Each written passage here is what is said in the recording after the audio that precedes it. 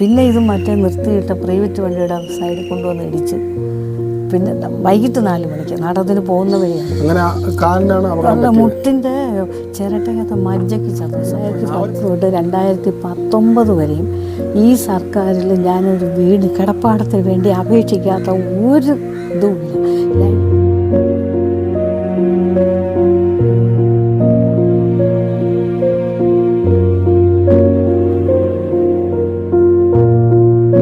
Life mission അടക്കം അപേക്ഷകൾ കൊടുത്തിട്ട് പോലും എന്താണ് തള്ളപ്പെടുന്നത്? എന്താണ് ഞാനൊരു മുന്നോക്ക ജാതിപ്പെട്ടത്. മുന്നോക്ക ജാതി എനിക്ക് ഒരു അപേക്ഷയുള്ളൂ, എനിക്ക് കയറി കിടക്കാനൊരു സ്ഥലം. ഇവിടുത്തെ സൗകര്യം ഇവർക്കറിയാം. കാരണം എന്ന് പറഞ്ഞാൽ ഒരു മുറിക്കകത്ത് വീട്ടിനകത്തോട്ട് കയറാൻ പോലും സൗകര്യമില്ലാത്തടത്ത് അവരത്ര ബുദ്ധിമുട്ട് ഞാനിന്നിവിടെ കഴിയുന്നത്. എനിക്ക് കിടക്കാനൊരിടം ആരെങ്കിലും ഇടപെട്ടൊന്നും തന്ന വലിയ ഉപകാരമായി. ഞാനൊരു മുന്നോക്ക ജാതിപ്പെട്ടതായിപ്പോയി. സമുദായം കൂടി പോയ ഒറ്റ കാരണം കൊണ്ട് എനിക്ക് സ്ഥലം കിട്ടുന്നില്ല. സ്ഥലത്തരാ സ്കീമില്ലെന്ന് അവർ പറയും.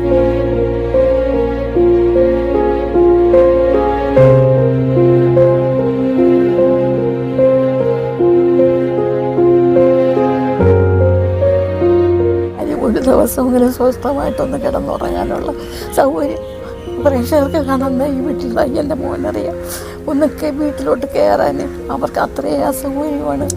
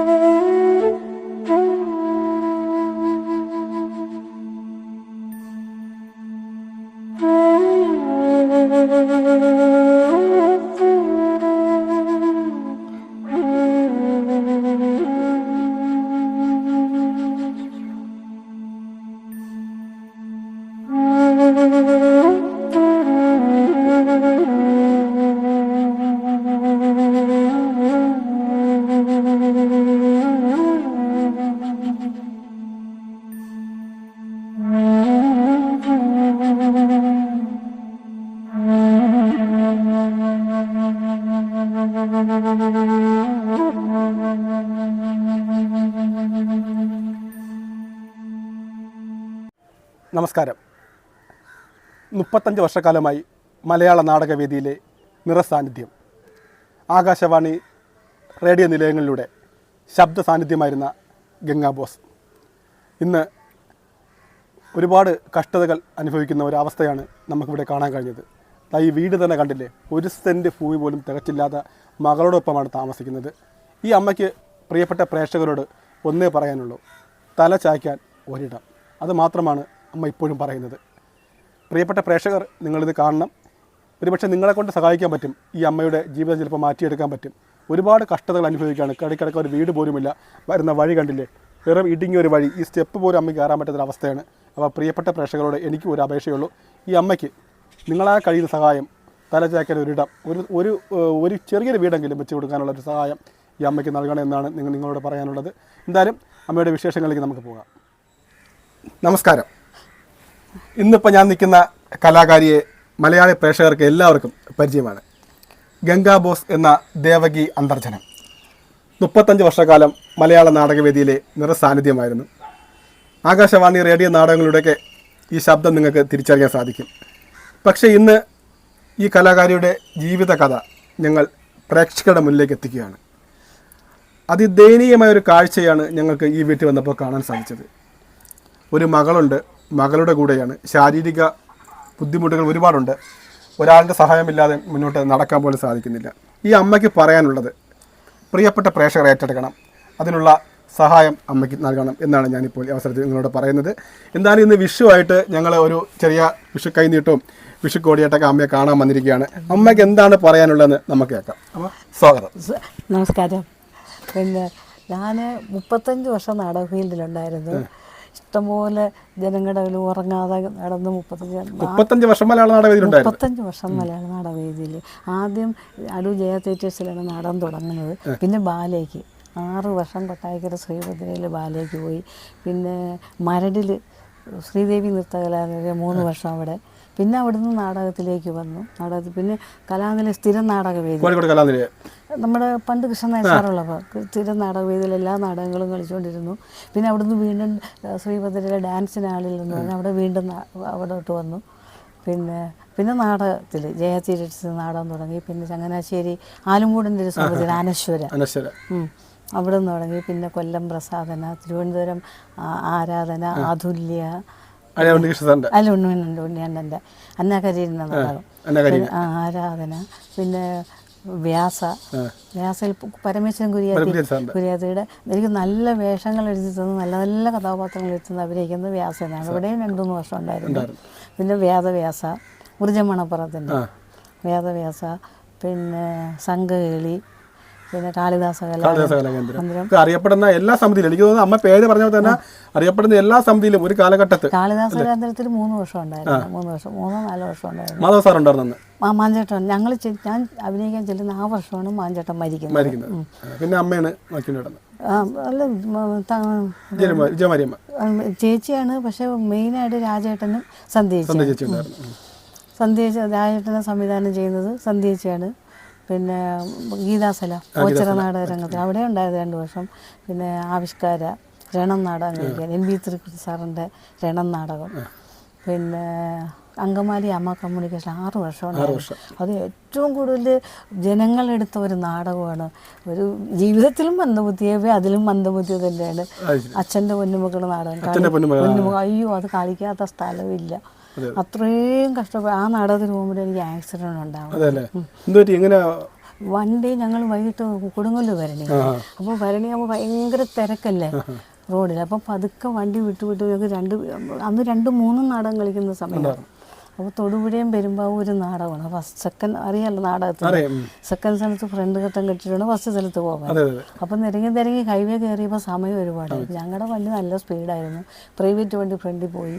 അങ്കമാലി ആലുവ പിന്നെ സെൻറ്റ് സേവിയേഴ്സ് കോളേജിൻ്റെ അവിടെ പ്രൈവറ്റ് വണ്ടി എന്ന് പറഞ്ഞാൽ പെട്ടെന്ന് ഒരിടത്ത് നിർത്തുന്ന സംവിധാനം. അതുകൊണ്ട് നിർത്തിയപ്പോൾ നമുക്ക് ഇങ്ങനെ കയറിപ്പോകാൻ ടേണിങ് ആയതുകൊണ്ട് ഫ്രണ്ടിൽ നിന്ന് വണ്ടി വന്നുകൊണ്ട് കയറിപ്പോയി ഇടിച്ച് മൊത്തം പ്രശ്നമാണ്.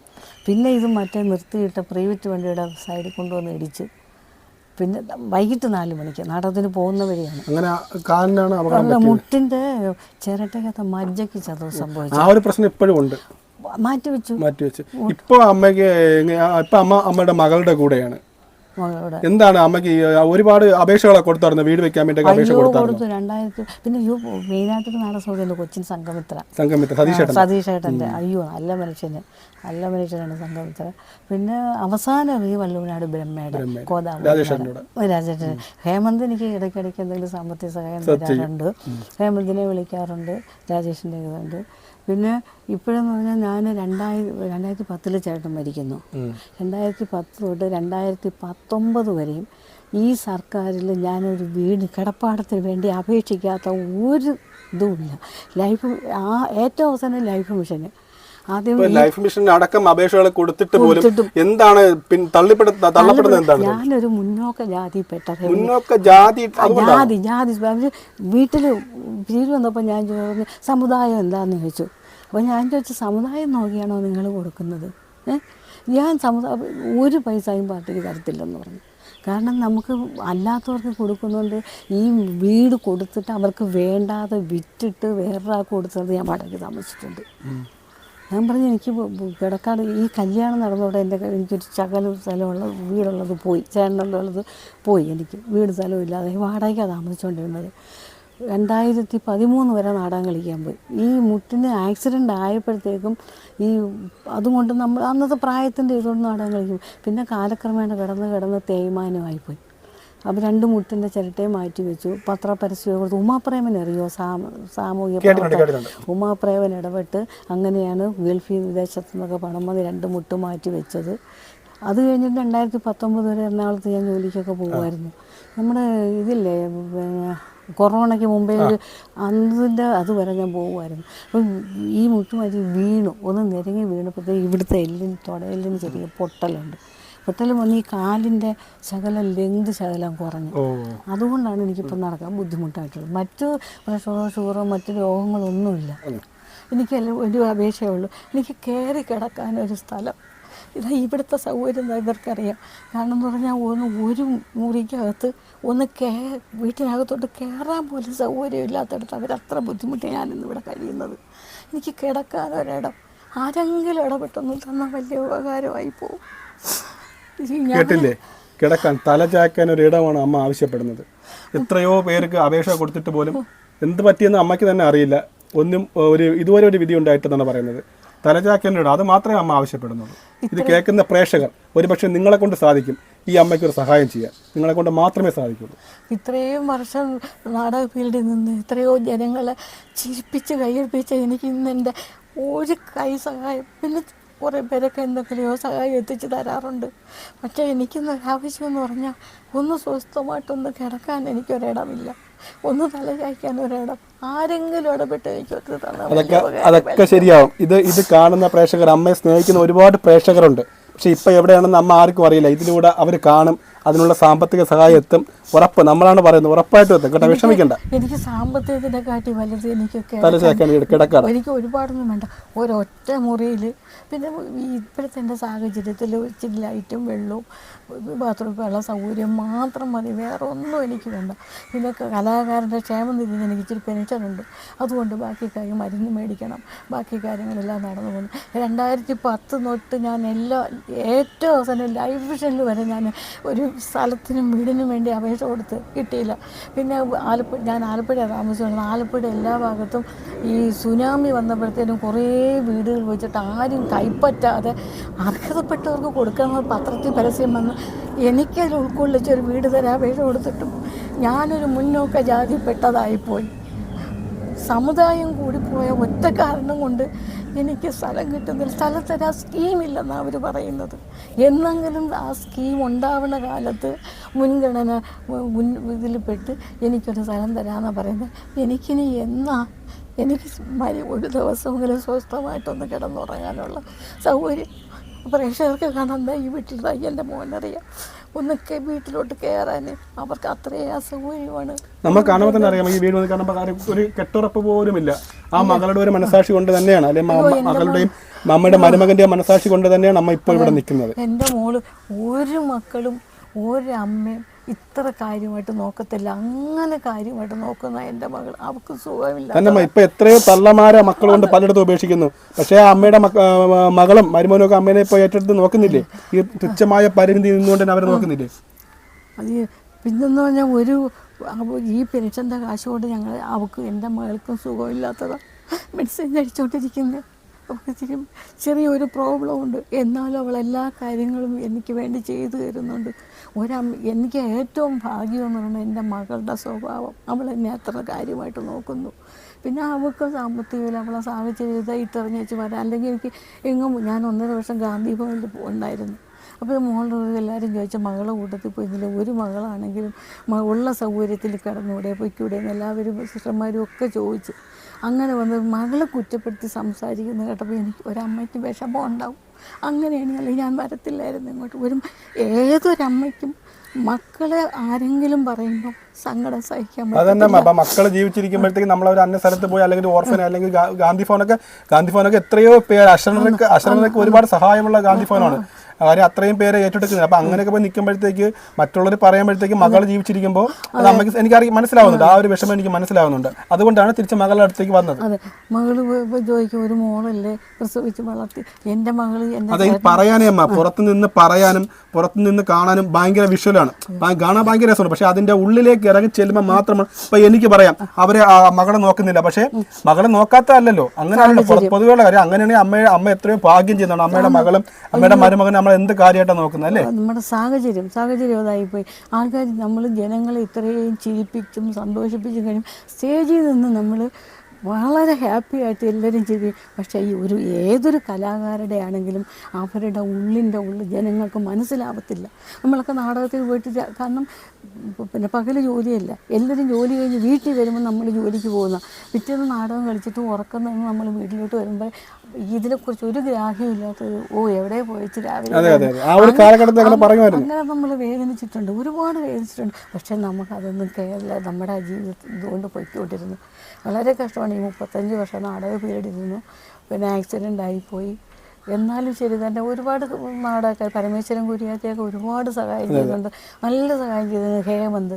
ഹേമന്തിൻ്റെ നാടകത്തിൽ കൊച്ചിൻ സംഘമിത്ര ഇങ്ങനെ ഒരുപാട് പേര് നല്ല സഹായങ്ങൾ, ഒരുപാട് കലാകാരുടെയും സഹായങ്ങൾ കിട്ടുന്നുണ്ട്. പിന്നെ ക്ഷേമനിധി ബോർഡിൽ നിന്ന് പെൻഷനുണ്ട്, അതുകൊണ്ട് എങ്ങനെയെങ്കിലുമൊക്കെ നിന്ന് പോകുന്നതേ ഉള്ളൂ. എനിക്ക് വേറെ ഒന്നും വേണ്ട, സമ്പത്തോ യാതൊന്നും വേണ്ട. എനിക്ക് ജനങ്ങളോട് പറയാനുള്ള ഒരു കാര്യമുള്ളൂ, ആരെങ്കിലും വലിയ വീടൊന്നും വേണ്ട, ഒരു ആള് അതൊക്കെ റെഡിയാവും. അതൊക്കെ റെഡിയാവും. എല്ലാം റെഡിയാവും. കാര്യം നമ്മളിത് ചെയ്ത് ലോകത്തിന് മുന്നേ അറിയിക്കണം നമ്മുടെ ഇപ്പോഴത്തെ അവസ്ഥകൾ. പിന്നെ ഇവിടുന്ന് ഇത് കണ്ട് ഇത്രയും എനിക്കൊന്ന് ഇറങ്ങാനോ കയറാനോ ഒക്കത്തില്ല. എനിക്ക് ഇപ്പോൾ എൻ്റെ അവസ്ഥയെന്ന് വെച്ചാൽ ഞാൻ ഇഷ്ടംപോലെ പുസ്തകങ്ങൾ, ഗാന്ധി പോലെ എല്ലാവർക്കും പറയും, ഇഷ്ടംപോലെ പുസ്തകങ്ങൾ വായിക്കും. ചെറിയൊരു മങ്ങൽ വന്നുകൊണ്ട് എനിക്ക് വായിക്കാൻ ബുദ്ധിമുട്ടുണ്ട്. അതൊന്ന് പോയി ചെയ്യണമെന്നുണ്ട്. പക്ഷേ ഇവിടുന്ന് ഇറങ്ങി കയറാനുള്ള അസൗകര്യം, പോകാനുള്ള ബുദ്ധിമുട്ട്. ഓട്ടോ തന്നെ ഇവിടെ നിന്ന് ഈ സ്റ്റെപ്പ് ഒന്ന് ഇറങ്ങി കയറാൻ എനിക്ക് ആരെങ്കിലും എടുത്തിറക്കുക കയറ്റേ പറ്റുള്ളൂ. കാരണം മാസത്തിൽ ഒരിക്കൽ റേഷൻ മേടിക്കാൻ തന്നെ നമ്മൾ വാങ്ങിച്ചില്ല, നമ്മളെ കാർഡ് നഷ്ടപ്പെട്ടു. പക്ഷേ ഇവിടുന്ന് ഇറങ്ങി പാനക്കത്തില്ല, ആരെങ്കിലും എടുത്തിറങ്ങി. പക്ഷെ മറ്റുള്ളവർക്ക് പലർക്കും വിചാരിക്കും ഇതെന്താ ഇങ്ങനെ പറ്റത്തില്ല, എന്താ ഇങ്ങനെ കിടക്കുന്നതെന്ന് ചോദിക്കും. പക്ഷേ അവരവരെ വേദന, അവരവരെ വിഷമം അവരവർക്ക് മാത്രമേ അറിയാവുള്ളൂ, മറ്റുള്ളവർക്ക് അറിയാൻ ഒരിക്കലും പറ്റത്തില്ല. അതുകൊണ്ട് ഈ കാണുന്ന പ്രേക്ഷകർ ഇത്രയും നാളും നിങ്ങളുടെ മുമ്പിൽ വന്ന് നാടകങ്ങൾ ചുരക്കുന്നത്, എനിക്കൊരു കിടക്കണം എവിടെയെങ്കിലും ഒരു മുറിവ് കേട്ടോ, വിഷമിക്കണ്ട. അല്ല, ഇന്നും ആ പെൻഷൻ്റെ കാശ് കൊണ്ടാണ് വീട് കഴിഞ്ഞ് പോകുന്നത്. മരുന്ന് വേണം, മറ്റു കാര്യങ്ങൾ ചെയ്യണം. എൻ്റെ ഒരു മകൾ അവൾ സ്വാധീന സംഗീത കോളേജിൽ ഡാൻസ് മെയിനെടുത്ത് അതിൽ ഫസ്റ്റ് റാങ്കോടുകൂടി പാസ്സായ മോളായതിൻ്റെത്. പക്ഷെ നമ്മുടെ വിധി കൊണ്ട് ഇങ്ങനെയൊക്കെ ആയിപ്പോയി. ആരെങ്കിലും ഒരു സഹായം വലിയ ഉപകാരമായിപ്പോ. അമ്മയുടെ ഓർമ്മകളിലെ ഒരു വിഷു ഇപ്പോഴും എന്തായാലും ഓർമ്മക്കൊരു മാറ്റം ഇല്ല, അല്ലെങ്കിൽ എപ്പോഴും ഓർമ്മകൾ നിറഞ്ഞു നിൽക്കുന്നതൊക്കെ നമുക്കറിയാം. എന്താണ് ആ വിഷു കാലത്തെ ഒരു ഓർമ്മകൾ മനസ്സിൽ തങ്ങി നിൽക്കുന്ന? വിഷു കാലത്തെ ഓർമ്മയെന്ന് പറഞ്ഞാൽ, ദൈവമേ എന്താഘോഷമാണ് നമ്മുടെ വീട്ടിലെ വിഷു. ഈ അവസാനം ചേട്ടൻ മരിക്കുന്ന വർഷവും ശരിക്കും വിഷു ആഘോഷിച്ച കൂട്ടത്തിലാണ്. കാരണം എന്ന് പറഞ്ഞാൽ വെളുപ്പിന് ഒരു 3 മണിക്ക് തലേദിവസം എല്ലാവരും വിഷുവിന് എല്ലാ കാര്യങ്ങളും എല്ലാം വിളക്ക് ഒരുക്കി വെച്ചു. ഞാൻ ഒരു യഥാർത്ഥ കൃഷ്ണഭക്തയാണ്. അപ്പോൾ കൃഷ്ണൻ്റെ പടമൊക്കെ വെച്ചെല്ലാം വെളുപ്പിനെ 3 മണിക്ക് എണീച്ച് എല്ലാം ചെയ്ത് വെച്ച് അമ്മ ഞങ്ങളെ വിളിച്ചുണർത്തും. അമ്മയുടെ നാമജപം കേട്ട എല്ലാ ദിവസവും ഉണരുന്നത്. എണീച്ച് കണ്ണടച്ചു പോയി, പിന്നെ ഇങ്ങനെ കണ്ണ് പൊത്തി വെച്ചാൽ പിന്നെ അവർക്കുണ്ട്. അയ്യോ ഇല്ല, എല്ലാ ഭഗവാന്മാരും വെള്ളരിക്ക, മാങ്ങ എന്ന് വേണ്ട എല്ലാ കൊലമാങ്ങ, വെള്ളരിക്ക, ചക്ക ഇതെല്ലാം നമ്മളിത് പിന്നെ ഇത് പൂജാമുറിയുണ്ട് ഞങ്ങൾക്ക്, ദേവാരപ്പരയെന്ന് പറയും, ഞങ്ങൾ ബ്രാഹ്മണസായുണ്ട്, അങ്ങനെയുണ്ട്. എല്ലാം നിരത്തി വെച്ചേക്കും. ഇത് പോയി മൊത്തം വിളക്കും കത്തിച്ച് പിന്നെ എല്ലായിടത്തും കണ്ണാടി വെച്ചേക്കും. അപ്പോൾ ഈ കത്തിക്കുന്ന വിളക്ക് ഈ കണ്ണാടി ചെന്ന് വെച്ച് ആ മുടി നിറച്ച്, അയ്യോ എൻ്റെ ദൈവം. എന്നിട്ട് ഭയങ്കര ഒരു ഉരുളിക്കകത്ത് പിന്നെ മുണ്ടും നേരിയതും വാൽക്കണ്ണാടി, കൺമഷി, സിന്ദൂരം, ചാന്ത്, പിന്നെ എല്ലാം വെച്ചിട്ട് നമ്മൾ കുളിച്ചേച്ച് വന്നതാക്കി വെച്ച്, ഇന്നത്തെ പോലെ 100 രൂപ 50 രൂപയല്ല, 50 പൈസ 1 രൂപ നമുക്ക് ആ 1 രൂപ കൈനീട്ടം നമുക്ക് ഇടാൻ. അമ്മ വിളിച്ച് എല്ലാവർക്കും രാവിലെ ഓരോ രൂപ കൈനീട്ടം തരും. ആ കൈനീട്ടം 1,00,000 രൂപ കിട്ടിയേണ്ട സന്തോഷം. അയ്യോ, ആ വിഷു ഓർമ്മയെന്ന് പറഞ്ഞ് പിന്നെ വിഷുവിന് വിഷു വട ഉണ്ടാക്കും, വിഷുവിന് പായസം, വിഷു സദ്യ, വിഷു പായസം. അന്ന് പിന്നെ എല്ലാ സ്ഥലങ്ങളിലും വിഷുവിൻ്റെ അന്ന് ചക്ക കൂട്ടാനാണ്, ചക്കത്തോനാണ് കണി വെക്കുന്നത്. പിന്നെ വിഷു കോടിയൊക്കെ കൊടുത്ത്, അയ്യോ അതൊരു ഞങ്ങളുടെ ഇവിടെ എന്ന് വെച്ചാൽ കോലം വരയ്ക്കും. അരിപ്പൊടി വെച്ച് വീട് നിറച്ച് കോലം വരച്ച്, പിന്നെ വീട്ടിൻ്റെ വാതിക്കലും വലിയ 13 മുറിയുള്ളൊരു വീടായിരുന്നു.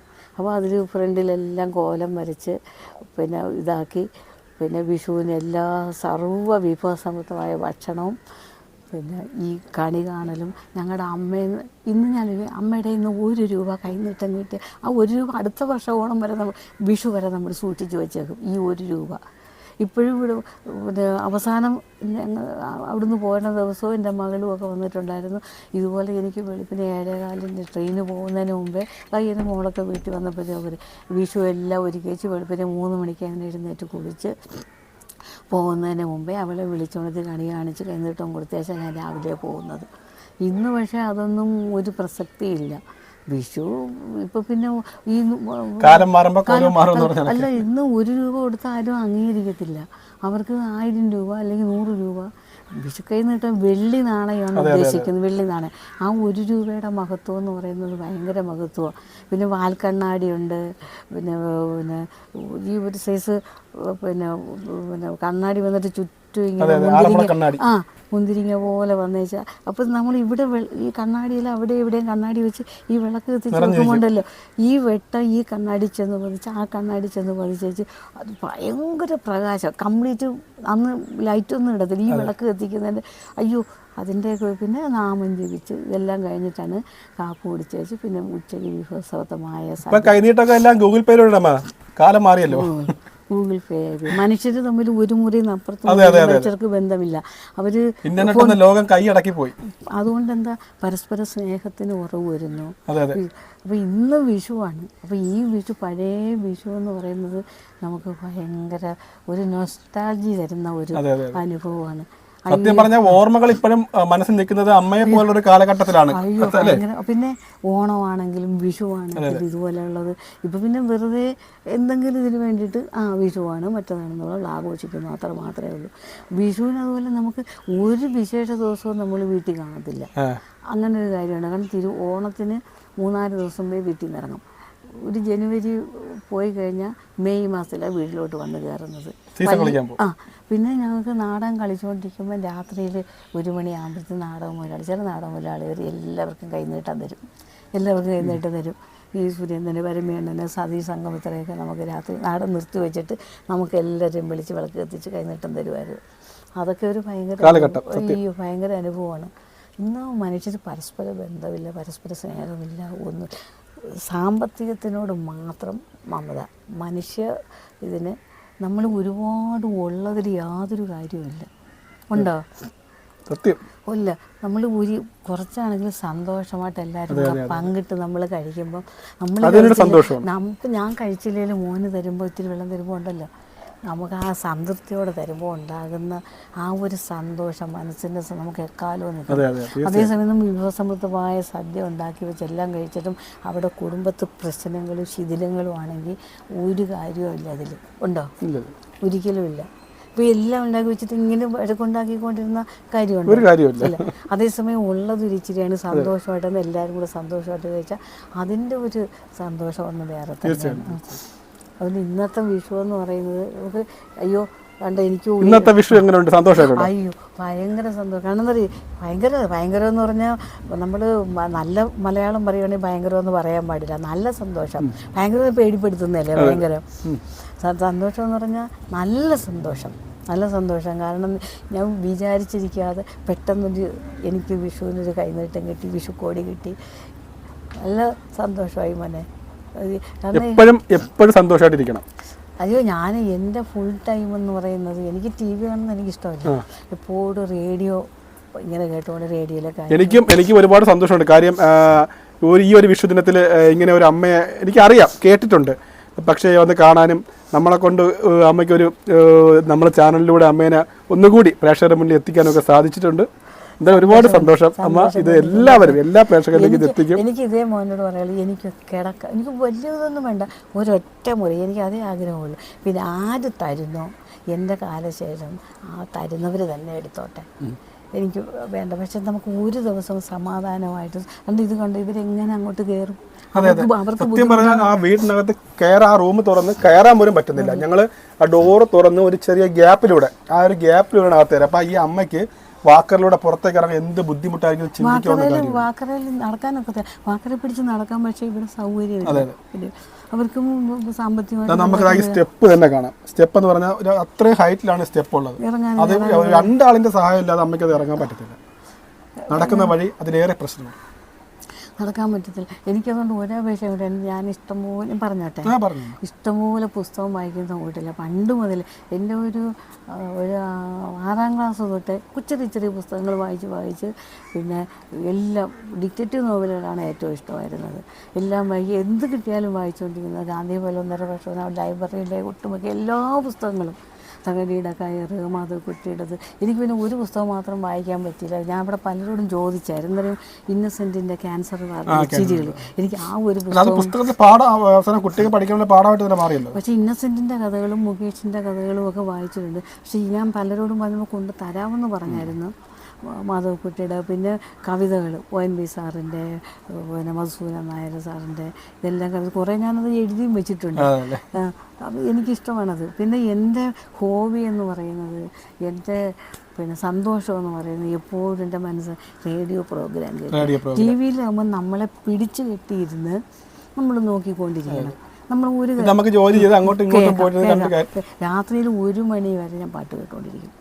ഞാൻ റേഡിയോ നാടകങ്ങളെക്കാട്ടും ഓർമ്മ എനിക്ക് ഇപ്പോഴും ഉണ്ട്. അയ്യോ അത് പറഞ്ഞില്ല. ഞാൻ 93 തൊട്ട് തിരുവനന്തപുരം ആകാശവാണിയിലെ നാടക ആർട്ടിസ്റ്റാണ്. അത് കഴിഞ്ഞ് ഓഡീഷൻ വന്നപ്പോഴത്തേന് ഈ മുട്ടിന് ഓപ്പറേഷൻ എന്നിട്ടും പോയി നാടകം ചെയ്തു. പിന്നെ എനിക്ക് ഈ കൊറോണയൊക്കെ വന്നപ്പോൾ ഓഡീഷൻ വന്നപ്പോൾ പോകാൻ പറ്റാതായിരുന്നു. ഞാൻ റിജക്റ്റ്. ബേബ സാറ്, മുഹമ്മദ് റോഷ സാറ്, പിന്നെ Aruvikkara Vijayakumar sir, Potti sir, Rana Pratapa sir 93 audition test പാസ്സാവുന്നത്. പിന്നെ ദൂരദർശനിൽ ഒരുപാട് സീരിയലുകൾ ചെയ്യുന്നുണ്ട്.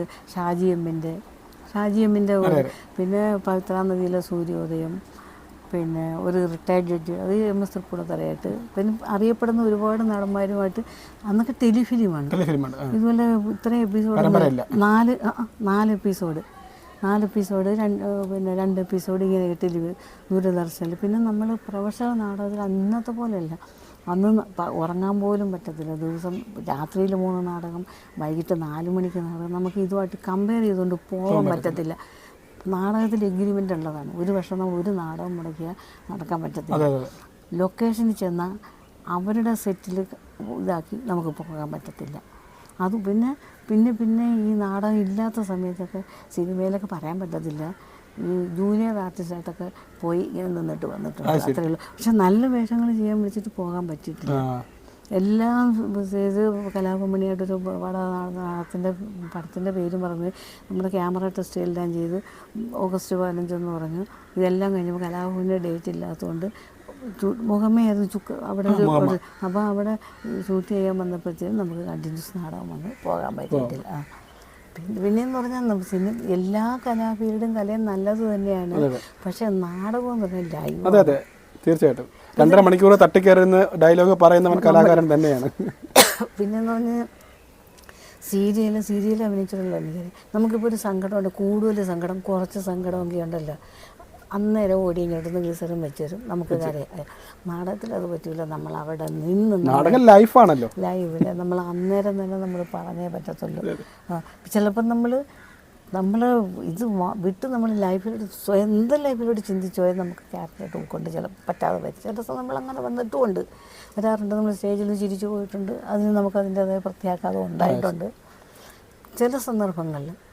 പിന്നെ ഈ ഉത്സവപ്പറമ്പിൽ നല്ല ഇന്നല്ലോ മഞ്ഞത്തൊക്കെ വെളുപ്പിന് തീരെ കുഞ്ഞുങ്ങളെ കൊണ്ടാണ് കാണാൻ പറ്റുന്നത്. അവർ കരയുമ്പോൾ പെട്ടെന്ന് നമ്മളെ മനസ്സ് കുഞ്ഞുങ്ങളുടെ മനസ്സിലോട്ട് നമ്മൾ പെട്ടെന്ന് നമ്മളെ മൈൻഡ് മാറിപ്പോകും. നമുക്ക് ഇനിയും കാണാം. ഞാൻ കാണാൻ വരും. എനിക്കുള്ള ഒരേ ഒരു അപേക്ഷയുള്ളൂ, എനിക്കൊരു കിടക്കാൻ. അത് കിട്ടും. അത് അമ്മയെ സ്നേഹിക്കുന്ന ആ പ്രേക്ഷകര് അല്ലെങ്കിൽ ഇത് കാണുന്ന പ്രേക്ഷകരെ അമ്മയ്ക്ക് സഹായത്തൊന്ന് 100% ഞാൻ ഗ്യാരണ്ടി. എനിക്കൊരു എന്താ പറയുക, ഇന്നും ഞാൻ പൂ കെട്ടും. എവിടെയെങ്കിലും ഒരു തട്ടിട്ട് 10 പൂ ആരെങ്കിലും എടുത്താൽ ഞാൻ കെട്ടും. നമ്മൾ സാധാരണ അമ്പലത്തിലേക്ക് പൂ കിട്ടും. പിന്നെ എന്തെങ്കിലും ആവശ്യമുള്ള ഇപ്പോഴും ജീവിതത്തോട് തോറ്റു കൊടുക്കാൻ തയ്യാറല്ല, ഇപ്പോഴും ജോലി ചെയ്യാന്നാണ് നമ്മ പറയുന്നത്. ഇല്ല, എനിക്ക് ഞാൻ കാരണം എല്ലാവരും ആത്മഹത്യ ചെയ്ത് നോക്കുമ്പോൾ എന്തിനാ ചെയ്യുന്നത്? നമ്മൾ എല്ലാ സൗകര്യങ്ങളും ജീവിക്കുന്നതിന് അർത്ഥമില്ല. ഇല്ലായ്മയിൽ നിന്ന് നമ്മൾ പിന്നെ അതിനെ തരണം ചെയ്ത ജീവിതമാകത്തുള്ളൂ. നമ്മളതിൽ ഓടിച്ച് ആത്മഹത്യ ചെയ്തിട്ടൊന്നും യാതൊരു കാര്യം ആരെ തോൽപ്പിക്കാൻ എന്തിനാണ് ജീവിതം എടുക്കണം. അത്രേ ഉള്ളൂ. അതിനെക്കുറിച്ച് ഇന്ന് വരെ ചെയ്താൽ, കാരണം ഞാനൊരു 1,00,000 പ്രാവശ്യം ആത്മഹത്യ ചെയ്യാനുള്ള സമയം കഴിഞ്ഞു. പക്ഷേ അതിന് ചെയ്തില്ല. ഇല്ല ഇല്ല ഇല്ല ഇല്ല ഇല്ല എന്ത് നമ്മൾ മാന്യമായിട്ട് എന്ത് ജോലി ചെയ്യാൻ അന്തസ്സോടെ ജോലി ചെയ്യും. മറ്റുള്ളവരുടെ മുമ്പിൽ ചിലപ്പോൾ അത് മോശമായിരിക്കാം, തീർച്ചയായിട്ടും ഞാൻ അനുഭവിച്ചിട്ടുള്ളതെന്ന് പറയാം. ഒരു 10 പൂ എടുത്തുകൊണ്ട് തന്നാലും എനിക്കിത് കെട്ടിക്കൊടുക്കാൻ സാധിക്കും. ഇന്ന് അത് എവിടെയെങ്കിലും ഒരു ഓട്ടോയാണെങ്കിലും ചിലപ്പോൾ ആ പോകുന്ന മോനെ ഇവിടെ താമതി അതാണ് എന്നെ ഇവിടുന്ന് പിടിച്ച് ഇറക്കുന്നത്, ആരോട്ടെടുത്ത് ഇറക്കി അത് ഓട്ടോയിൽ കയറി പോകണം. കാരണം നമ്മൾ ഉപയോഗിച്ചില്ല അരി മേടിക്കാൻ പറ്റത്തില്ല. എനിക്കൊന്നും ഒരു വണ്ടിയെങ്കിലും വന്ന് എങ്ങോട്ടെങ്കിലും ഒന്ന് പോകും, ഒരു ഓട്ടോ വന്ന് നിന്ന് പോകത്തക്ക സൗകര്യം ഇത്രയും മതി. എനിക്ക് ഒരുപാട് എനിക്ക് ഒരുപാട് സമ്പത്തോ ഒരുപാട് സൗകര്യങ്ങളോ ഒന്നും ഞാൻ ആഗ്രഹിക്കില്ല. എനിക്ക് പണ്ടും ഇഷ്ടമില്ല, ഇന്നും ഇഷ്ടമില്ല. പ്രേക്ഷകർക്ക് നമുക്കൊരു നന്ദി പറഞ്ഞുകൊണ്ട് നമുക്ക് ഇന്നത്തെ പരിപാടി ഇവിടെ അവസാനിപ്പിക്കും. എല്ലാവർക്കും എൻ്റെ നന്ദി. ഇത്രയും നാൾ എന്നെ സ്നേഹിച്ച പിന്നെ പ്രേക്ഷകർ എൻ്റെ നാടകങ്ങൾ കണ്ട് എൻ്റെ അനുഗ്രഹിച്ച, കാരണം പ്രേക്ഷകരില്ലെങ്കിൽ ഒരു ആർട്ടിസ്റ്റ് ഇല്ല. അവരുടെ അംഗീകാരത്തിന് എല്ലാ പ്രേക്ഷകർക്കും ഞാൻ ഒന്നുകൂടെ പറയുന്നത്, ഞാൻ ഗംഗാ ബോസ് എന്നറിയപ്പെടുന്നത്. പിന്നെ എന്നെ സ്വീകരിച്ച എല്ലാ പ്രേക്ഷകർക്കും എൻ്റെ നന്ദി ഞാൻ പറയുന്നത്. ചാനലിലും താങ്ക്സ്.